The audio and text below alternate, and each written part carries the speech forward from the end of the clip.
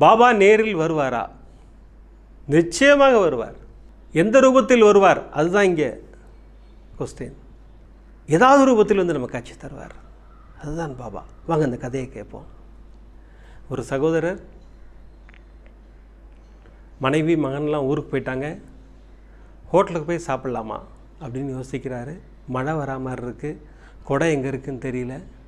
சரி, கொடை வேண்டாம், பக்கத்தில் தான் நான் ஹோட்டல் நடந்து போயிடுவோம், போய் சாப்பிட்டு வந்துடுவோம் அப்படின்னு சொல்லிட்டு தான் கிளம்புறாரு. என்ன முடிவோடு கிளம்புறாரு? ஹோட்டலில் போய் சாப்பிட்லான்ற மூடில் தான் போகிறார்.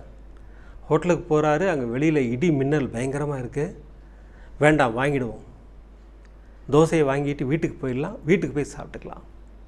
பாருங்கள், இது எதற்காகங்கிறது தான் பாபாவின் விளையாடல். அங்கே தான் இப்போ தோசையை வாங்கிட்டார். வாங்கிட்டு ரோட்டுக்கு வராரு, நடந்து வராரு. சரசரன்னு மழை பெய்யுது. பக்கத்துலேயே பஸ் ஸ்டாப் இருக்குது. பஸ் ஸ்டாப்பில் போய் நிற்கிறார். அங்கே திரும்பி பார்க்குறாரு. ஒரு சின்ன குட்டியூண்டு பாபா கோயில், அருமையாக இருக்குது.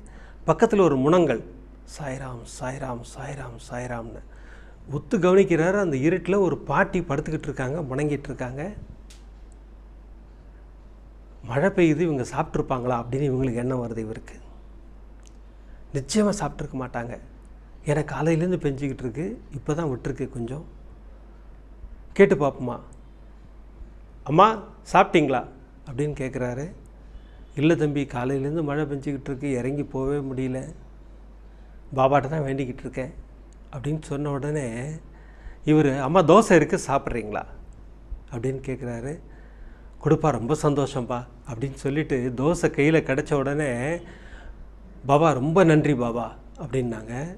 உடனே அந்த நண்பர் என்ன பண்ணார், பாட்டி தோசை நான் கொடுத்தேன், நீங்கள் பாபாவுக்கு தேங்க்ஸ் பண்ணுறீங்க. நீங்கள், நான் பாபாட்ட தான் கேட்டேன், பாபா சாப்பிடாமல் இருக்கேன், எனக்கு எதாவது சாப்பிட கொடுக்க மாட்டிங்களான்னு கேட்டேன், உன் ரூபத்தில் வந்து எனக்கு இப்போ தோசையை கொடுத்துட்டாரு அப்படின்னாரு.